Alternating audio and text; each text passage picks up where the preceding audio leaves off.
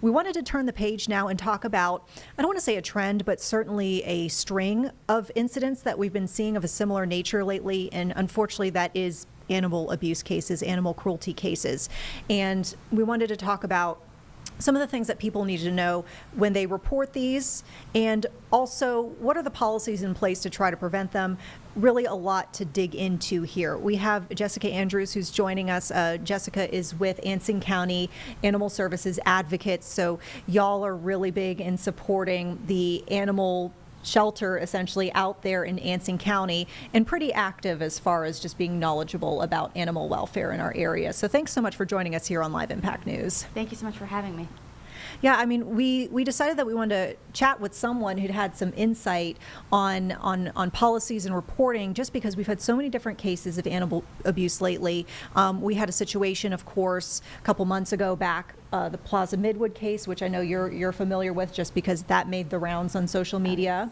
Yeah. We had a case that our Siobhan Riley covered several days back, where a dog was seen being beaten on a porch, and that dog, we're told, was actually surrendered by the owner after animal control came out and spoke with that owner. And y'all dealt with a cruelty case as well recently in Anson County. Can you tell us about that one? Yeah, absolutely. So like you said, it's becoming something that we're seeing more and more in the public, and we're seeing it a lot on social media, and that's where it's coming to the forefront in a lot of places.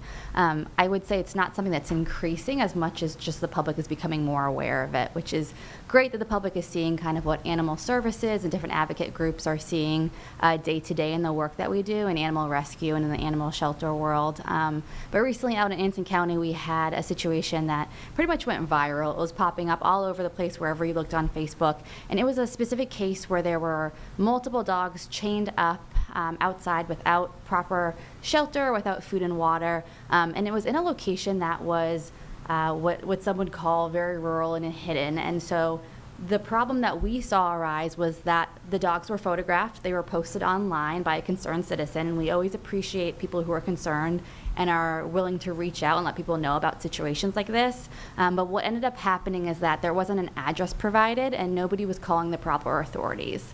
And because of our laws in North Carolina and in Anson County specifically, we have to have official reports, and we have to have clear addresses to go out to and to do welfare checks on these animals. And that wasn't done, and that wasn't done for over 4 days from when the post was originally made. And during that time, actually, one of the dogs passed away from starvation. It is now a pending legal situation. We eventually were alerted through the Sheriff's Department, and the Sheriff's Department kind of took the lead on the case at that point, and the dogs were brought in and seized, and they are now at the animal shelter. They're surviving animals from that property. But that, unfortunately, is not an uncommon sight. It's something that we see pretty often, and the biggest thing we can say to people is, please don't just post, but actually call and contact the proper authorities. That doesn't mean messaging people on Facebook about it. If you message an animal shelter that is not an official report, you have to call the authorities where you live. Yeah, I mean, I can't tell you how many messages I get just by nature, I think, of, being part of some of the reporting here on animal cruelty cases, and I desperately want to help, and I know y'all desperately want to help when you get these messages, but there's a method of documentation and a method of reporting that definitely needs to be followed in order to achieve the best outcome for these animals. And it was really sad to hear that one of those dogs ended up passing away. I think it was 9 animals that they ended up seizing from that property. It was in Mayflower Road, or? It was actually a fewer than that. So what ended up happening was we found out that there were potentially multiple owners. Something we see in our communities a lot is actually dogs are chained up or being kept on properties where the owner of the dogs aren't actually living. And so there was some confusion around who owned most of the dogs, but we ended up intaking 3 living dogs, and then 1 was found deceased on site. And then there were a few others that were either reclaimed by other owners. One of them actually, I don't want to say disappeared, but somebody came to get one of the dogs before the authorities were called. And then others had traps set up for them because some of them were not chained and were loose on the property.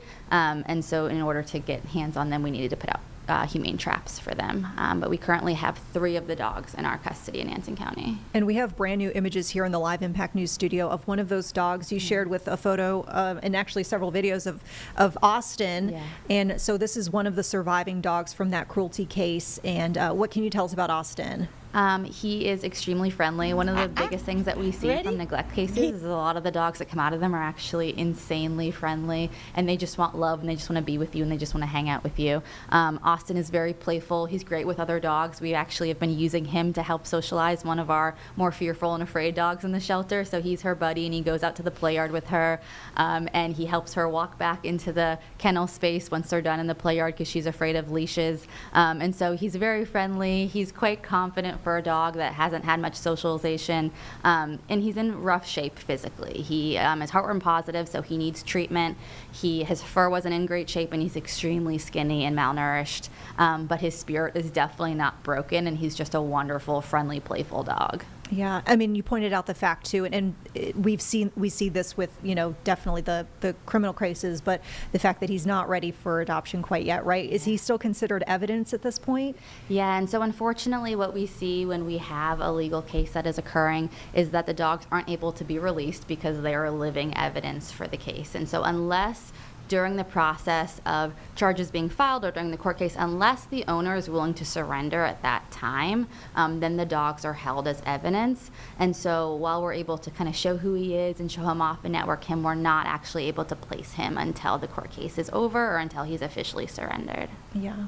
So he'll just be at the shelter then, and volunteers will be playing with him and giving him enrichment? Yes, and so for right now, he's living at the shelter. It's not where we want to see any dog living, but we have a wonderful, small but wonderful staff there, and we have volunteers that are there daily that are taking him out to the play yard and playing, walks, things like that. You might be able to see in one of the videos, but he loves treats, he loves bones to chew on, he loves toys, and he loves sunbathing, and so he's living a lot of that life right now at the shelter. Yeah. I mean, I talked about the fact that sometimes I'll get tips about, potential abuse or cruelty cases, and I think what surprises the public the most when I respond or, we'll say like, oh, maybe this is on our radar, animal control says they can't take this dog. I think people are surprised to hear that the laws don't stop maybe where their feelings stop, if that makes sense. Absolutely. Like they'll see a dog chained up somewhere, maybe the shelter is questionable, and they'll think this is a case where they can take the dog. And you actually find in quite a few cases, it's not quite severe enough to take the animal. Yeah, absolutely. That's something we come across all the time, especially in some of these social media posts and people messaging us about things that they're seeing. And just as somebody who's involved in animal rescue and the shelters in the North Carolina area, a lot of us get these messages constantly all the time. And unfortunately, it's because there are a lot of animals living in what most would consider inhumane conditions for a living being, and a being that has feelings and needs that need to be met. Unfortunately, North Carolina right now is extremely behind in humane care for animals like dogs and cats. Our laws do not currently meet the standards of what veterinarians recommend for them. It doesn't meet the standards of what a lot of our, hearts and minds and those of us with, empathy and love for animals. It really doesn't meet our expectations either in a lot of ways. And kind of what you mentioned is people will call in a chained dog or a dog that's out in a yard or even a wandering dog. And in a lot of cases, their response is, thank you for the report, but we can't actually do anything about that. And it's because our laws are very old. Our laws come from a time when we were much less educated on what animals need. And so at this point, one of the biggest things we can say is if you love animals, whether you own a dog or not, is to really think a lot about what role you can play in helping to protect the animals around our state. And a lot of that means paying close attention to local elections. Local elections are going to be the biggest way to impact who is sitting on our legislation, who is presenting bills, who is approving bills, both at the city level, at the county level. Pay close attention to how your city council members and your county council members and the state legislation are voting on these bills. There's a bill right now in the North Carolina state law currently that is trying to be passed. It's in committee that will upgrade the standards for animal welfare in regards to shelters, in regards to food and water, in regards to the temperatures that animals can be living outside in. And so pay close attention, because when we aren't paying close attention, a lot of times these bills will just disappear and never make it anywhere. Yeah, I mean, I've done some reporting on specifically dog fighting and some of the legislation that we've seen presented in the General Assembly. And from, just a few years of following it, some of these bills that kind of, would improve the situation as far as, punishments for people who do fight dogs or abuse dogs, sometimes they don't even make it out of committee. Oh, They yeah. just die right there. And I think people are surprised, to see that, maybe the laws aren't where they thought they would be, but also the fact that there doesn't seem to be, I don't want to say a lot of courage to push it further, like to get it across the finish line. Maybe it's just they're not hearing enough from constituents. I'm not sure. I mean, I guess what would you recommend to folks who want to make a change? I think what you just said is exactly right? Our voices need to be heard. A lot of our local elections and a lot of the people that are, voted in to represent us are going to advocate for the causes that they hear the most about. The things that their constituents are coming to them with, whether it's emails, whether it's social media, whether it's calls to their offices, whether it's letters, like whatever it might be, they're going to respond to hearing voices. And if they believe that either their constituents don't care or are against a certain bill, they will get rid of it. And we have seen bills introduced both in Charlotte and elsewhere that would raise the standards for animal care, and we're seeing a lot of those be voted against by those who are supposed to be representing us, and a lot of that comes from this like old school culture of the South and kind of thinking like, no, outdoor dogs are really normal and outdoor dogs are like part of our culture here, but that's just not where we currently are in society, right? And so we're not saying no outdoor dogs at all, but we're saying how are we taking care of them in a way that's healthy for them physically and mentally if they are living in an outdoor situation. Yeah, and I think it's important too, you pointed this out, the local aspect, the city and county, because there are a lot of ordinances that could be enacted, and I think there was even, a few years back, a tethering law that was presented here in Charlotte, and I don't believe that passed. No, but there it are did not, some municipalities where that is an ordinance, and you see the difference in how animal control is able to respond to reports of concerns. And it makes a huge difference. The difference between a dog living on what we would consider a more ethical, low weight tether or a tie out of some sort versus a dog. We get dogs in all the time at Anson County Animal Shelter that have 30-pound chains on them, and they're 40-pound dogs. And just like compare that to being a human, right? If you weigh 160 pounds and your tether or chain that you're carrying around is 130 pounds, like, can you imagine that all day long, what that would do to your bones, your ability to move around that space, all of those things? There's just no way that is healthy or ethical for our animals, and we see it, unfortunately, all too often here in Charlotte and in the more rural counties surrounding us. Yeah. I wanted to talk a bit about Anson County, if I could, just because, you and I have chatted before. And Anson is, I don't want to say unique, because I know of at least one other county where there's no animal control officer. But it's kind of, I don't know, it boggles my mind just a bit that y'all don't have an animal control officer. You don't have a vet at your shelter. I mean, how are you able to do what you need to do, I guess, over there? It's definitely not easy, and it can be heartbreaking at times.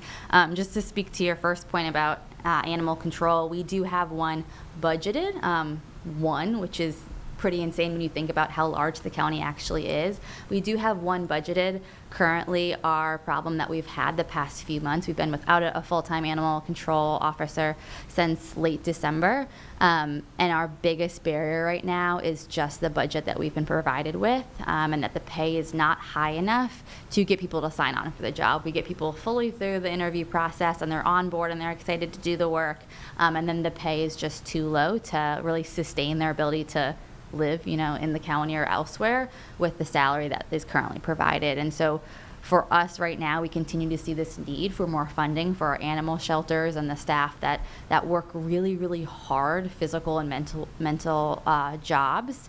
We need to see the pay increase in these areas. And then the second part of all of that is, we don't have a vet on staff, and that is somewhat common in the more rural shelters, but we don't have a vet on staff because we're not budgeted to have a vet on staff.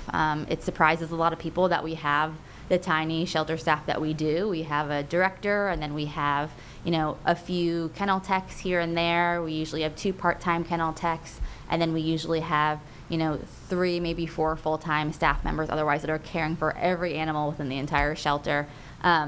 But yeah, we don't have a vet, and so we do all of our vaccines via the staff members and the shelter director.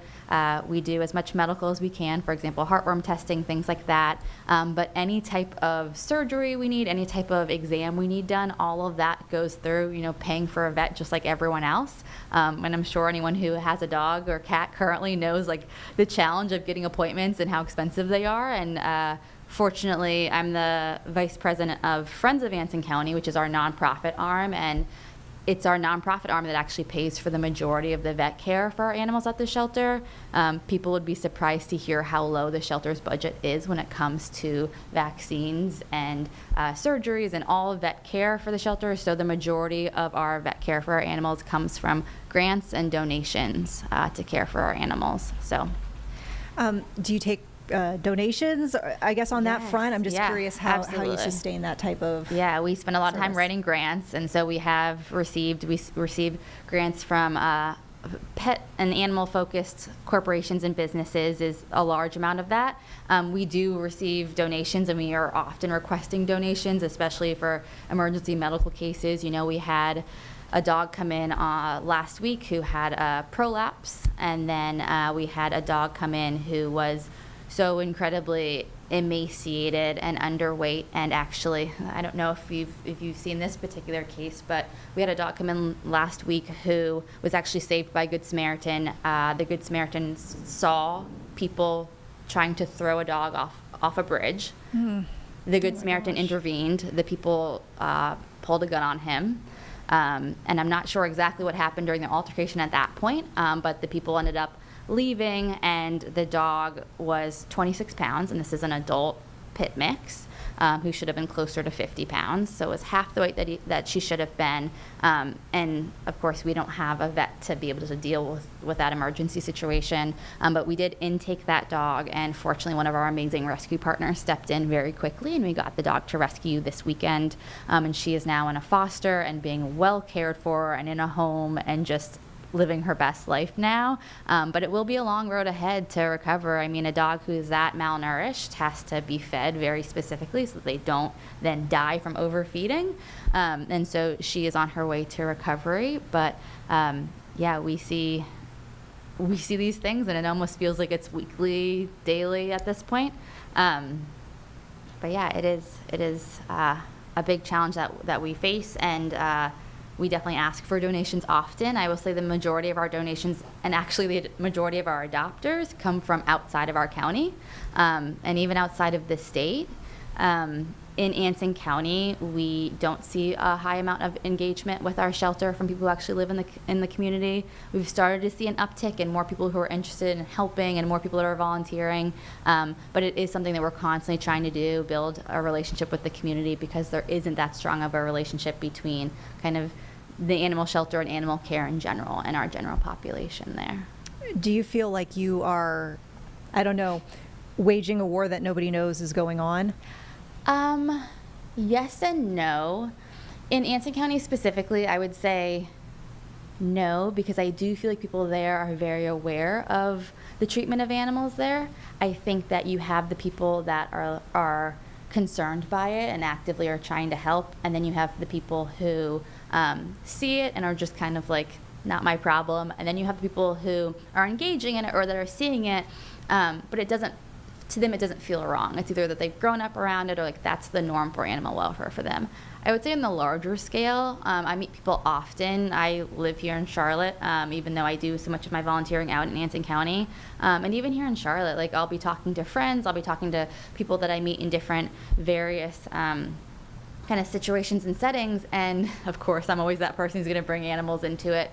And so many people who live here in Charlotte aren't aware of the animal welfare crisis that's happening in Charlotte alone, right? And so you're very familiar. CMPD is, at crisis levels basically every week at this point, similar to a lot of the surrounding counties. And a lot of people just are not aware of the situation that we're currently facing in North Carolina. Yeah. You mentioned the fact that, one of your intakes ended up in foster. I guess it's a good time to bring up the importance of fostering just because of the capacity crisis. I feel like that's kind of become even more important. And I know that there's a lot of, literature out there about the importance of foster-based sheltering anyways, but strictly from a survival standpoint at this point for a lot of these animals, that's important. Yeah, it's huge. And so I actually found out at the city council meeting last week, a few weeks ago, from one of your own volunteers and speakers that the Charlotte-Mecklenburg shelter actually has the biggest foster program out of any municipal city in the United States, which is honestly, one, impressive, but also very sad, because what does that tell us? It tells us that our shelter doesn't have enough to support all of the animals that they're intaking. And I think each week we see your kennel reports come out, and it's like, hundreds of animals that are in foster care right now. And those animals are literally alive today because those fosters step up to take them into their homes. And fostering is hard. It's not easy. It's not easy letting an animal go, even when you know the adopter, and the adopter is this like amazing human being. Anytime I do temp fostering, and anytime I send an animal on, I know that they're going to wonderful places, and it still makes me sad because you bond with them so quickly, but it literally saves their lives. And I say to people all the time, and it's not just being dramatic, but it's life and death for these animals, right? That kennel being open then makes space for the next dog who needs to come in. And if that kennel isn't open, then that dog is going to lose their life, unfortunately. And unfortunately, shelters get blamed for it. But it's not a shelter problem. It's a community problem, and it's a society problem. If people aren't spaying and neutering their animals, they are a direct cause of the shelter crisis currently. We had, today in Anson County, we had one property bring in 10 puppies and then have another tenant home that they're planning to bring in soon. So this is one property that has produced 20 puppies, and the person is not willing to spay and neuter their pets because they say that they shouldn't have to pay for that. And this is with us providing low-cost spay and neuter to them at a huge discounted rate versus what you would pay in a private vet. And like, this is what we're seeing. This is what shelters everywhere are seeing, is just like, wagons coming in, boxes coming in, laundry baskets coming in, just filled with puppies.